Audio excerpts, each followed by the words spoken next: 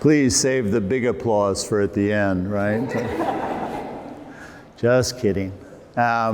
Anyway, so I was thrilled to be asked to do this program. I think it's a terrific idea and a great opportunity for me as an artist to go through, the vaults of a museum and see what are the treasures.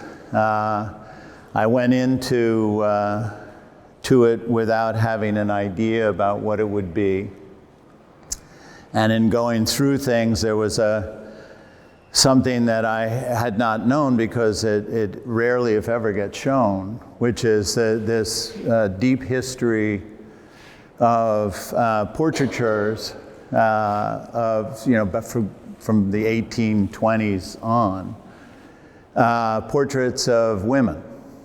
And I thought that would be an interesting place to sort of put stuff together to kind of take a second look at, a second thought about, et cetera, et cetera.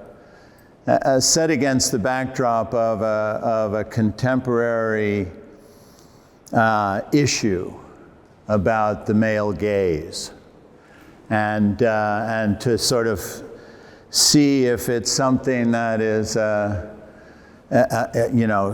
always been there kind of thing, or whether it's something that is more selective in terms of a relationship between an artist and a female, et cetera, et cetera. And then, of course, the other thing I was looking at, which we'll talk about when we're in there looking at the work, is portraiture is a deep genre in the history of art. And by genre, I mean that it's got, sort of threads of themes that run, the length of the tradition itself. It's got issues for painters in terms of the representation of another person inside the picture. Looking out, not looking out, wearing this, not wearing anything, all those things that are being made by the artist. I could spend a long time in here talking specifically about each work, but I won't. But I'd like to sort of touch on just ways of looking at a painting, right? And see if we can break it down to make it a richer experience. As I said, there's the genre of portraiture, the genre of female portraiture that goes way back. There's a lot of artists have covered different ways of compositionally representing the person depicted, whether it's within a cleaned out space that helps to focus specifically on the person, or whether it gets more elaborate in terms of putting them in a room or surrounded by objects and things like that are all also conscious choices that the artists make, so that when you see paintings like that, you should look at them knowing that it's for a reason, that it's a bird as opposed to a vase, right? It may not be a big reason, but they made a choice between one over the other. That helps to sort of enrich the experience of it. But we're standing in front of a Robert Henry painting that I actually didn't know that the Parrish had, and he's one of the sort of giants and legends of American art. He's somebody that introduced a more direct way of representing his content through the more gestural, less fetishistic about description of physical stuff, more just getting the sense of it. Now, one of the things that struck me about this, and it's a strategy that came out of the Spanish painters, Velázquez and Goya and Zurbarán, et cetera, et cetera. So it wasn't that he was inventing a whole new language for it. But in the case of this painting, he uses it very well. One of the things to present a person where there's only a couple of things that make that person be there is pretty interesting. It's like reducing it to other signifiers. And in this case, you can see that the face is the most defined.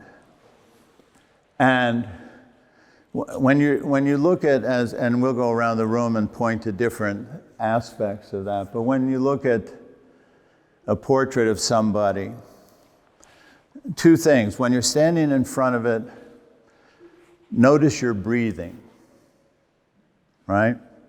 Notice whether you're breathing out or you're breathing in or you're holding your breath, okay? Because the artist in painting people stops your breathing in different places, and those have a different effect. You know, we all know if we breathe out, we're releasing something. If we breathe in, we're taking it in.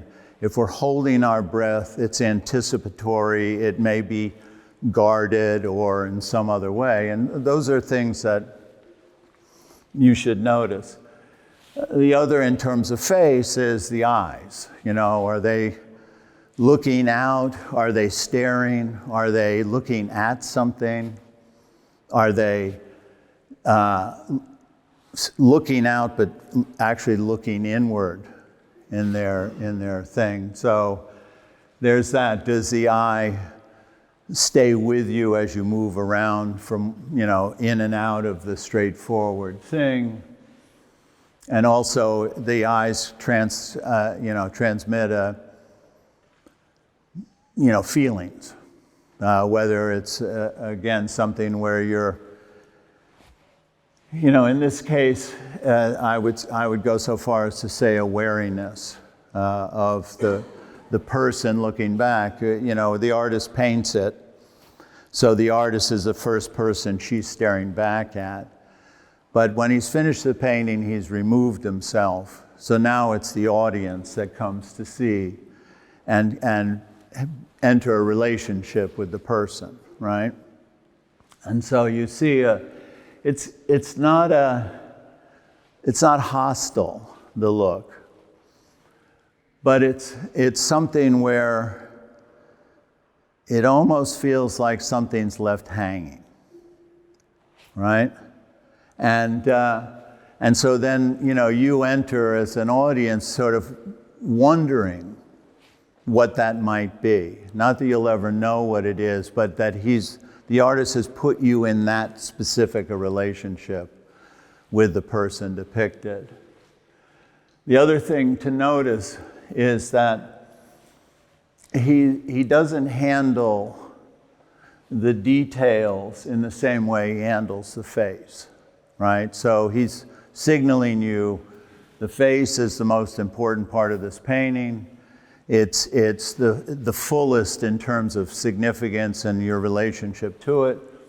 As he moves off into the gesture of the hands, they're very rudimentary in description.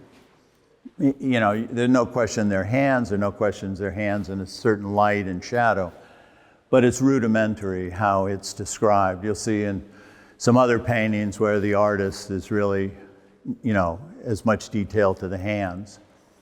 The other thing is, this is artist to artist.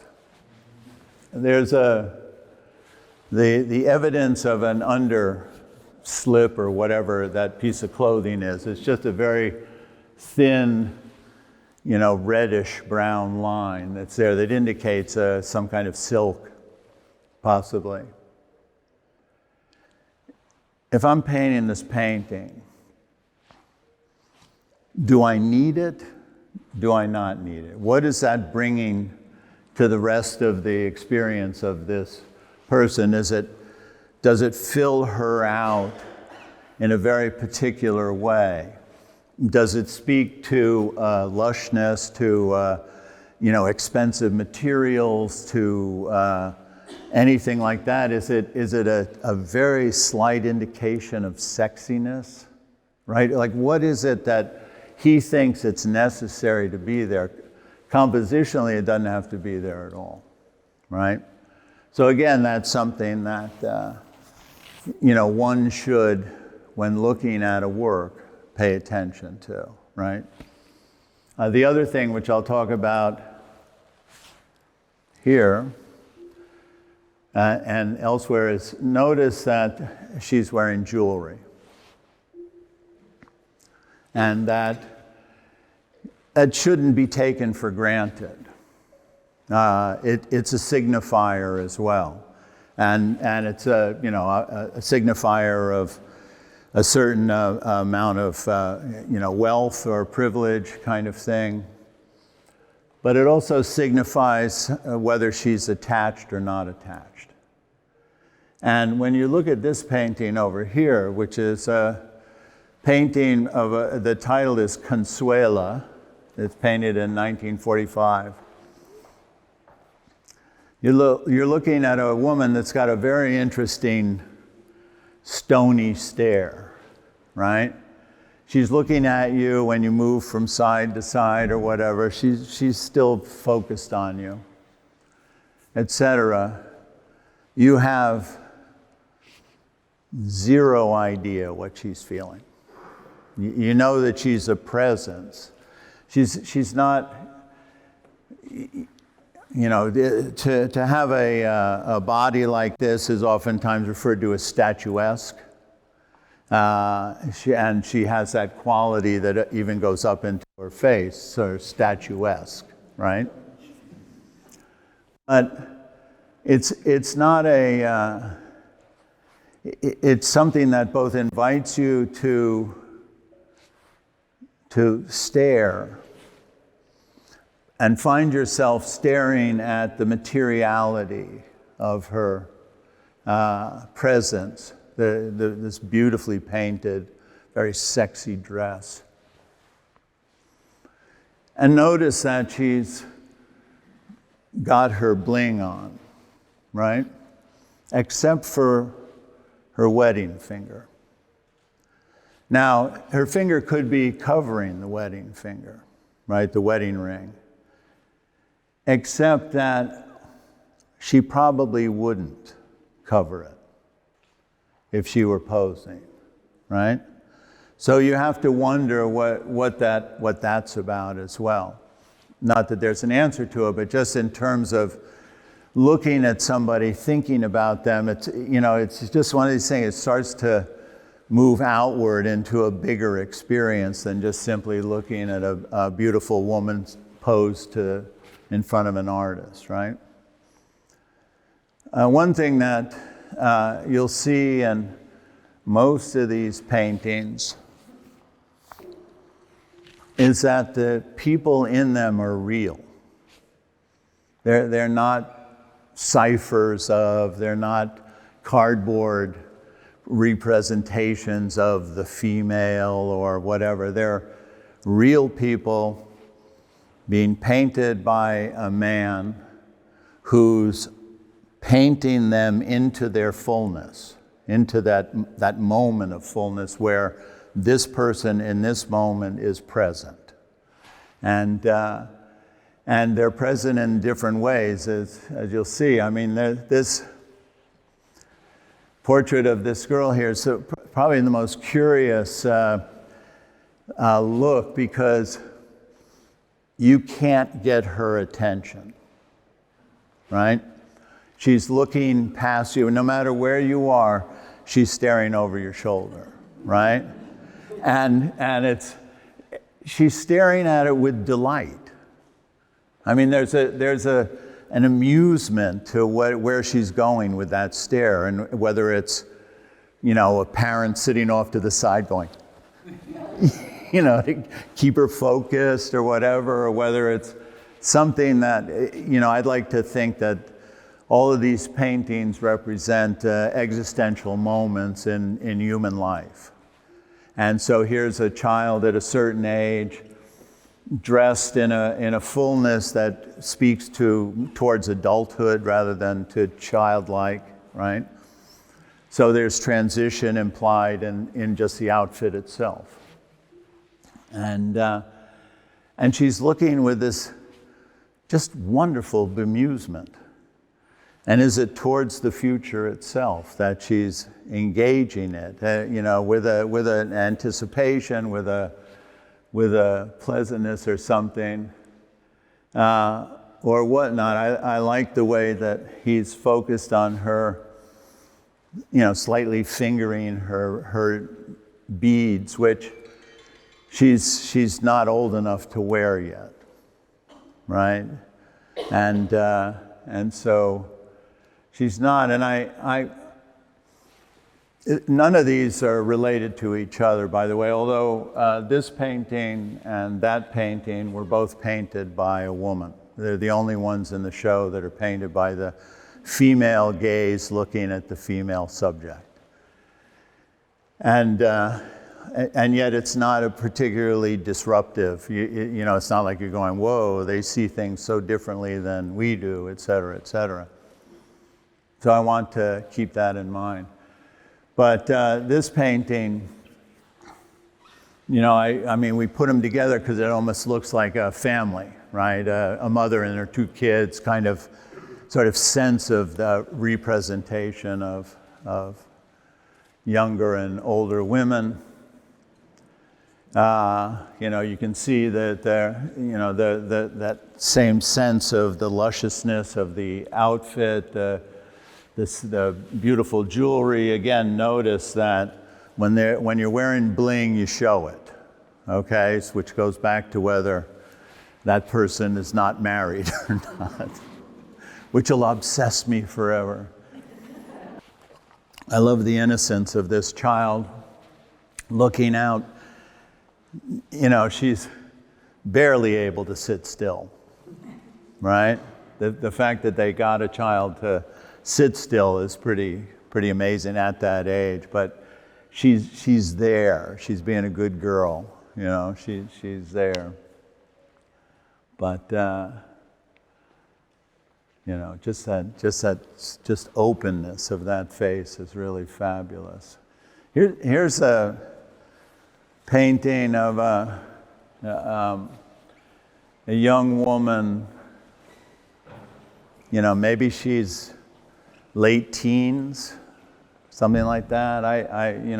We can all project what we think her age is or something. But she's at a point where in her life, her transition is trying on things for size. That point in life, late teen life, where it's called Iva as a chorus girl. And the fact that the artist is saying as a chorus girl as opposed to Iva the chorus girl means that it's play acting, right? But it's something where she's trying on her sexual allure in a very particular way. And her, totally confident stare out reinforces a self-possession that I think is very compelling as well. One thing that I think is a stroke of genius in terms of painting, but it's amazing that they did it, saw it, recognized it, and left it alone, which is the way this mouth is painted, because there's this light shadow, like he did a first coat of the color of lipstick, blah, blah, blah, and then went back and hit it again with brighter highlights, etc. But he left it so that he doesn't pick up that warm red on the other side, which means you feel her mouth is moving in a direction that animates the whole moment, right? It's something where there's it's not a tight-lipped, closed-lipped kind of thing. It's something where, is it a smile that's starting to break? It's such a precise moment, and it's something that, he's not seeing it in her, right? He at this point is actually seeing the painting and going, "Oh, I like that. This animates something in a way I didn't know I was after," right? And it's really quite wonderful. I mean, again, when you're looking at paintings, you look at them from the distance you're looking at them, and you look at them, almost with your nose in it, because you can shift experiences dramatically. What you take for granted from 20 feet away gets undermined completely when you step up to it. It either enriches it and gets it a bigger experience, or not.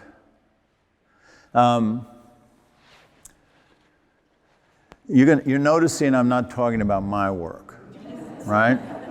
Which I'm happy to do and will do, but the reason I'm not is I'm setting up something that shows the context in which I work, so that then when we talk about my work or something, those things will all be part of either your questions or your, whatever experience of it. So I jump around here. I think this is the oldest painting here. And again, this is a woman of powerful presence. It's not nuanced in any way in terms of, conflicted by mixed feelings, emotions, whatever. She's not bringing something into the room that doesn't belong there, kind of thing. She's stoic and frontal and in a powerful way that transcends the laciness of it. That transcends the thing. She's if you strip that away, played a little bit with her hair, you could bring her into the present very clearly as a very particular type of woman, right? But the sort of implication of the soft, lacy, heart-shaped aura of her and stuff is not an artist projection, it's a cultural projection. That's the way women were supposed to be dressed, et cetera, whatever. She betrays the simplicity of that understanding, that reading, with just a clarity about her as a person. The other thing I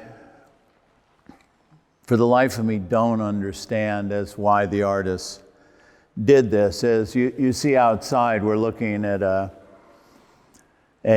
landscape, boats in the water kind of thing, right? There's not a clear enough indication that there's a window there. It feels more like they're just outside looking, right? Which doesn't explain the chair, because the chair is a total interior chair, right? So what I wonder, if you put your thumb over that red hump of a chair there, one, she becomes even more powerful, more clear, more there. You also realize that's not a necessary detail, right? So it's something where the artist missed an opportunity, either conforming to a traditional expectation of we have to locate this person in some kind of real space, as opposed to let her inhabit whatever space you give her. But by the time you get to Robert Henry, his indication of where she is as minimal as it can get, right? So it's not about where she's the one that inhabits that dark, simple space, right? So That's just something where, as a painter, inheriting a tradition and taking a tradition on, you become aware of what the restrictions are, what the advanced ideas are, whether they get played out or they're still alive, etc. These are the things that I think about. This is, again, is a woman who at first reading is somebody who certainly seems to be in a place of comfort, wealth, whatever, beautiful dress, etc.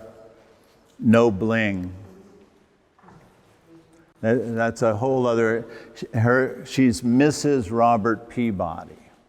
Mrs. Robert Peabody. But there's no indication, no wedding ring, nothing that indicates that the Mr. is around.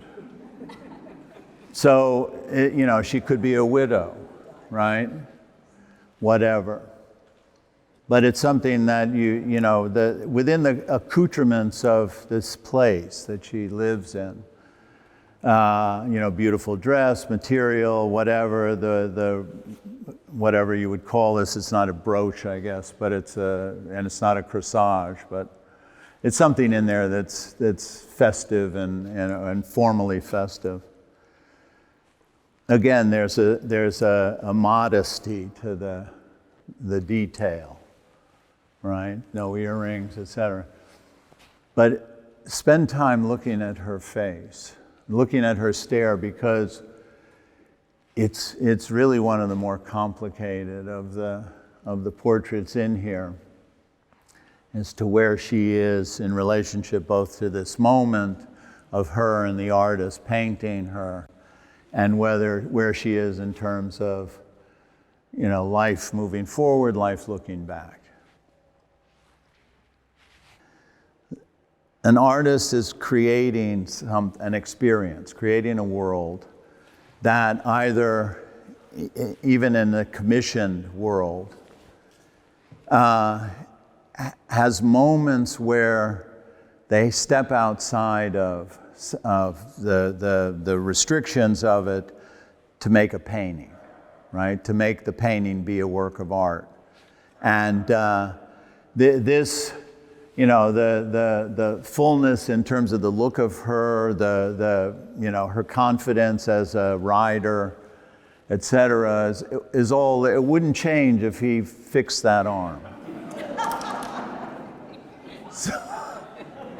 And Corinne, if you want me to, I'm just saying. Yeah. Just it wouldn't be that hard. I mean,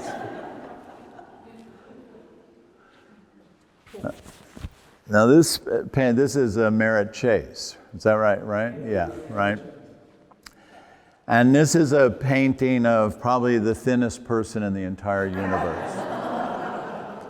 Made even more thin by the restrictions of her dress. But she must be 12 inches. It's just tiny, tiny thing. She was a student of his, and possibly more to him, but a student who was a drawer, and so he's painted her with her sketch pad and stuff. Clearly not dressed for drawing, right? She's not dressed for, getting her elbows in deep in just creating something. She's posing in her finery, but indicating that she's also somebody else, right? She also, in this thing, she's can't breathe. She's opened her mouth. She's trying to sit still. She's opened her mouth just to suck a straw full of air in. But she can't really breathe, and it's reinforced everywhere else in terms of the thing. At the same time, Chase isn't doing exactly what Goya did. But he's almost approaching what Goya did. And what Goya did was, because he had such disdain for the royal family, that he would paint their clothes, the most magnificent clothes you've ever seen in your life, that were inhabited by people that were smaller than the thing itself. And so they couldn't even fill out the glory of their power, wealth, et cetera, et cetera, et cetera. There's an amazing one in Washington, D.C., the National Gallery, of a woman, one of the court, I forget what part of the royalty, it's not the queen, but what part of the royalty she is, in a white dress. And she's standing there much like the Henry against a black, dark background. When I saw it, it was like farther down at the end of the wall than the Henry was. It was like down a corridor. And you couldn't take your eyes off it because this white dress glowed like you've never seen a dress glow before. And when you got up, you saw it was inhabited by a fool, by somebody that couldn't actually live up to what this dress signified and promised, et cetera, et cetera. And again, that's by way of saying, pay attention to all the details that the artist is presenting, because she are making, these incredible decisions to broaden the interpretation, comment, et cetera, et cetera. This is a painting. I'm so happy we put it here because it anticipates the rest of the show in terms of a much more complicated looking, gazing, etc. Right? This is where discomfort enters the room on this side, and she does it in this way where, one, she's looking askance, so she's not engaging the artist or the world outwardly. She's averted her eyes. She's looking off to something else, which is not a horizon line or an uplifting future. It's something where she's starting to look down. Right? That's another addition to this thing. Now, this is in late 40s, 47, but it brings into an accounting of life that where Rosie is not necessarily a part of that picture. Okay, but she's looking down. She's not vulnerable in the sense of a transgression. It's not that kind of thing of being asked to do something you don't want to do, kind of thing, which begins to show up over here. But what she's looking at is, what it's going to be like, I guess. The other thing I want you to look at, there's some painting departures here that I find really interesting in an otherwise very, straightforward, well within inside the lines of what painting was doing at the time. One was the way he painted the chair there, which moved into a surprising color, up-keyed color, description of wood, full of oranges and yellows and stuff like that, painted in a very, sort of simple, impressionistic brushstroke that has a different feeling than the way he painted the dress and stuff. So he's shifted a language of depiction up here. But the other thing which I look at and I go, why? You got to see this edge here and how he painted it. because it's so weird. And not uninteresting weird, but I don't know, I can't tell whether he was like thrilled that he did it and, you know, he nailed something. He was trying to soften the edge here, right? To give it a kind of a blur. But he was so successful doing that elsewhere that when you see this little, you know, this much here, you go, why?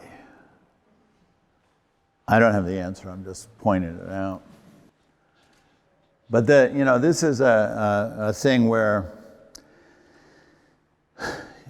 you know, to see a voluptuous naked female in a landscape, long history of painting that, mythologies about it, you know, also, you know, Adam and Eve, et cetera, et cetera. This is something that harkens back, in this case, to a kind of Edenic life, harmony with nature type of thing.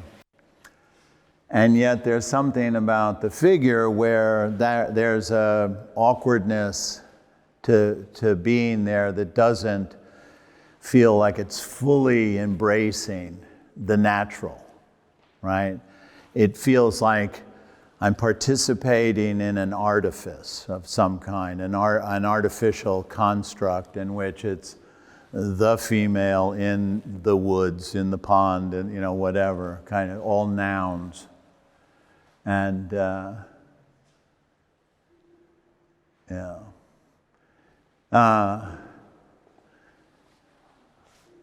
These two are emotionally complicated, I think, paintings of people. They resonate also with my two on this wall. Something where, I don't know whether this one implies that there was a sexual advance, you know, something that would make her nakedness be more than just simply the torso, the image, the, you know, et cetera, et cetera. The look on her face is something that it goes past exhaustion. It's not like I've been sitting here for hours, are you done yet kind of feeling. There's something more where she might even be wondering how she got into this. You know, there's something, she's very present in this painting, so it's not like the artist is ignoring her feelings. He's capturing them, but there's something that's very kind of compelling and complicated. I think the setup is something that he's probably, on some level, looking at Munch's painting of his sister sitting on the edge of a bed with a big shadow behind her, which was something that, and again, she's posed in a way that where her mature femaleness, which he's not at yet, is she's trying to protect, right? She's vulnerable. In here, she's a bit older, more within a sexual range, so that might make it more explicit. I don't know.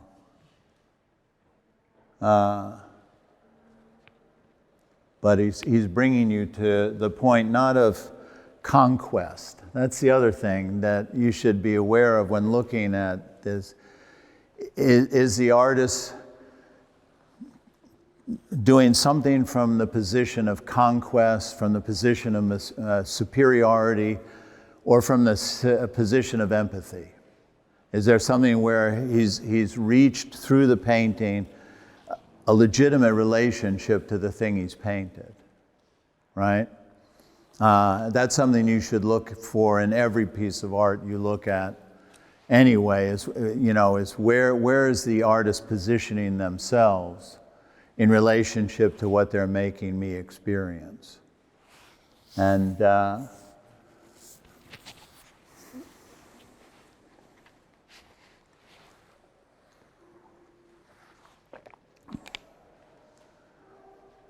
There's such a kind of profound sadness in this painting, too. A look of,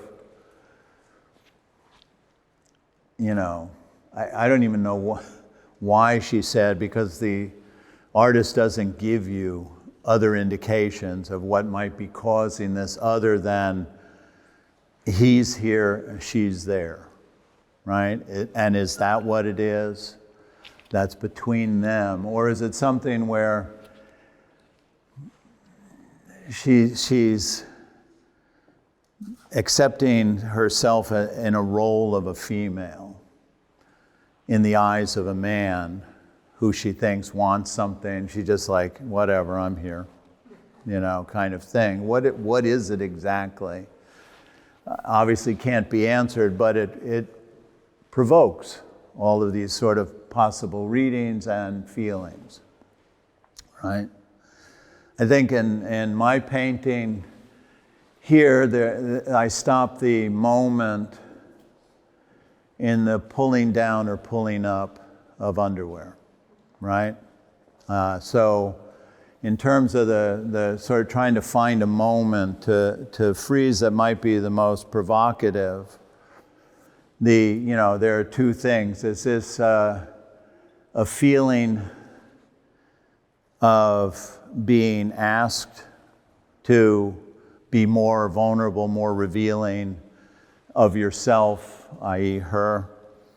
Or is it something where that moment's already happened and we're going back the other way with, maybe her in this place of wondering, why, kind of thing. She has a certain feeling of, I'm not entirely sure I know what you're asking of me, which I think is a very profound moment in terms of exchange between one person and another. They're trying to figure that out, and specifically to vulnerability, specifically to sexuality, to needs, et cetera, et cetera. This person, this girl here is obviously 10 years younger than that one, somebody that is, trying to feel, I was so compelled by her monkey bag or moose bag or whatever that thing was, which was a vogue at the time for young kids, these sort of animal bags and stuff. And so she's got this bag around her, which is holding on to her for some kind of security, some kind of comfort, totally unable to deliver that to her. She's, so the question is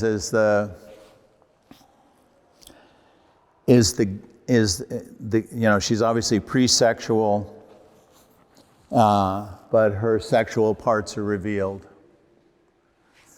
So is it the gaze invasive, intrusive, crossing boundaries? Where's the discomfort coming from when you look at this painting? And I think all those things are present.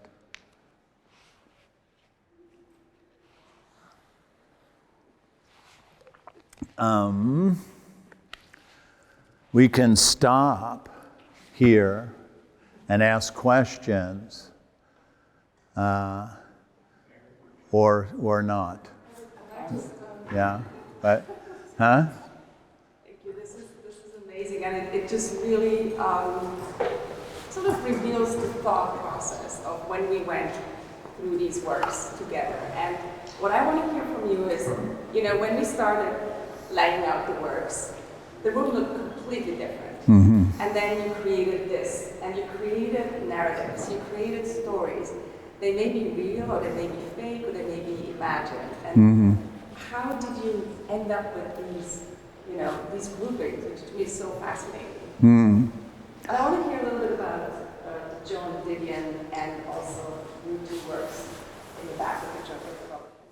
Okay. That's going to require movement. Huh? You posed the question, we don't know what she's thinking, but you were there, so what was the request of her? Well, I think that's between her and I, isn't it?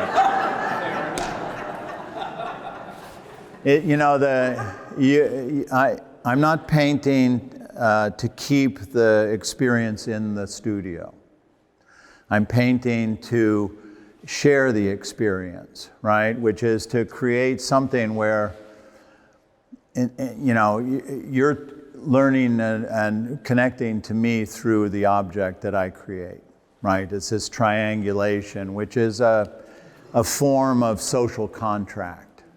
And it's a form of social contract, hopefully on levels that are deeply meaningful to us as people, as society, as culture, etc. What is it that how are we connecting to each other? What are we asking from each other? What are we taking for granted? What are we ignoring? Those kind of things. But it's the process of creating is to get it outside, right? And so even though, if I told you what I was thinking, I mean, first of all, this is what I was feeling and thinking.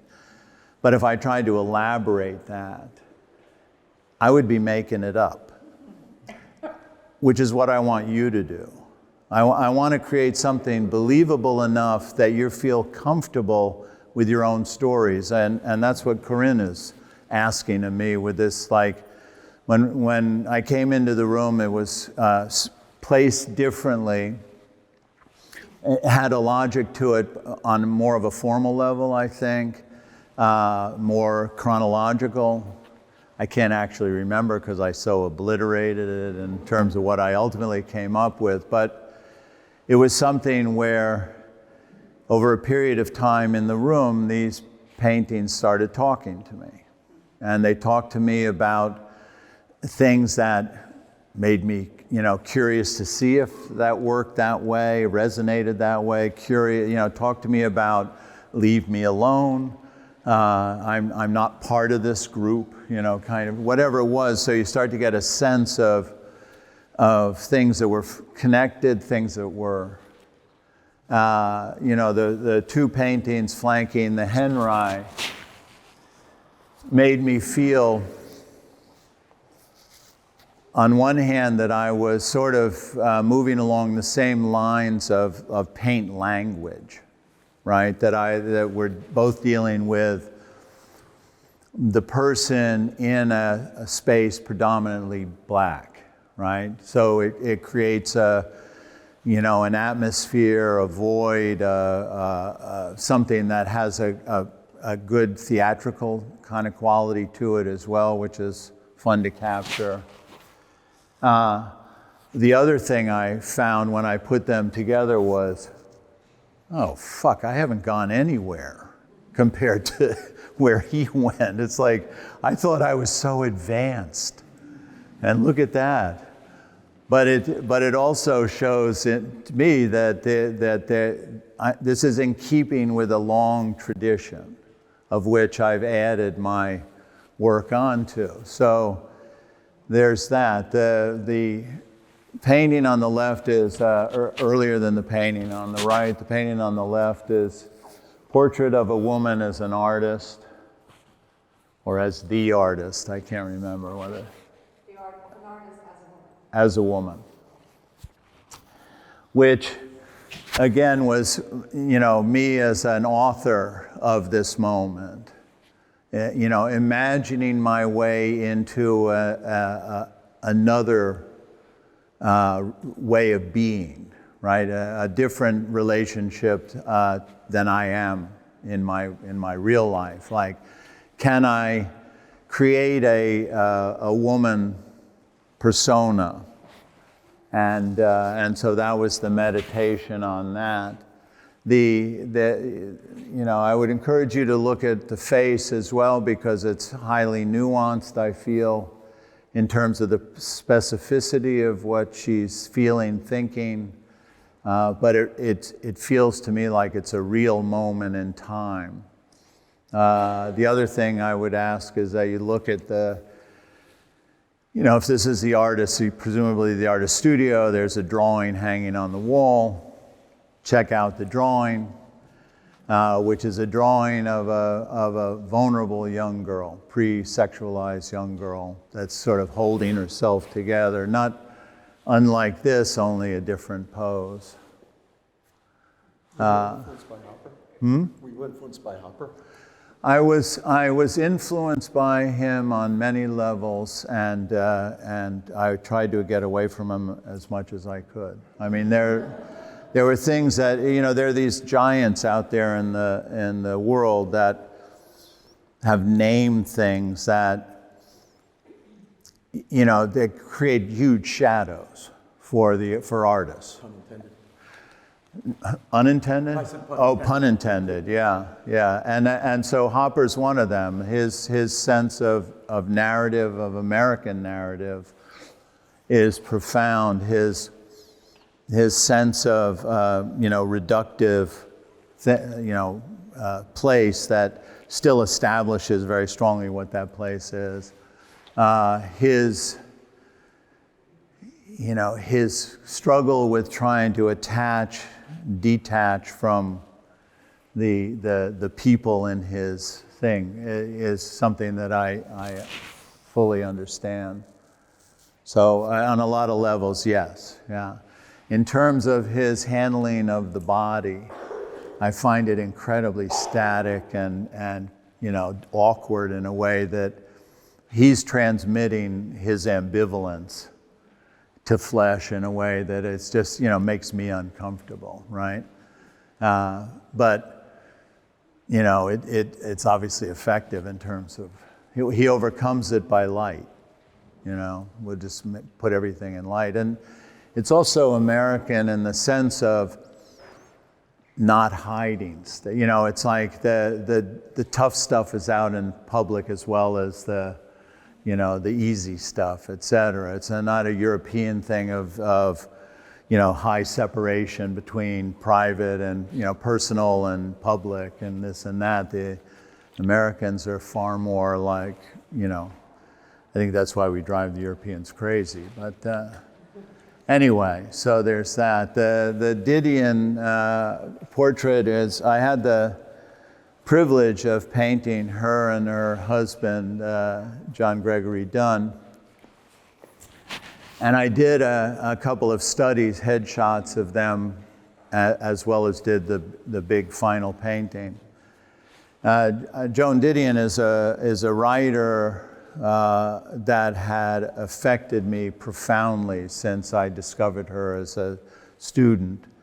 And she's somebody that, had just an extraordinary sort of sense of, seeing the wholeness of something and being able to make sense of it.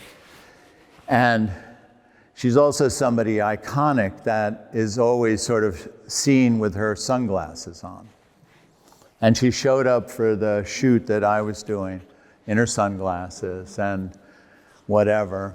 And at one point, I asked her if she would take them off. I wanted to see if that was something or whatever. So this is her without it. She was very reluctant to do it. It was part of her image projection, but she was very kind enough to take her glasses off. And when I did the final portrait, I put them back on. And, there was something that completed her even more in terms of the way I was presenting her by having those glasses back on. So, Eric, did you pick the work before knowing your own work? Like, what came first? The pieces you wanted to show, and then you went in the vault and looked for them? Yeah, I would say more or less, yes. I didn't know what I was going to find in the vaults. So when it came together, and you can see how they have a collection of very coherent stuff. And it's interesting too, because it's all donations, right? And that reflects a history as well and stuff like that. But it was something that I saw this preponderance, and against the backdrop of critique, which has been ongoing about where the male gaze is in relationship to the female. This was something that seemed like, well, I'm looking at people that are looking back at me with confidence, assurance, blah, blah. There's something where we're meeting as equals within this moment, with a few exceptions. And then so that began to think about, yes, I'll do it all about the, male artists looking at the female model. And then I began to think of what work of mine would be appropriate to that same thing, that, I could not have to borrow back or something like that. So it's a convenience.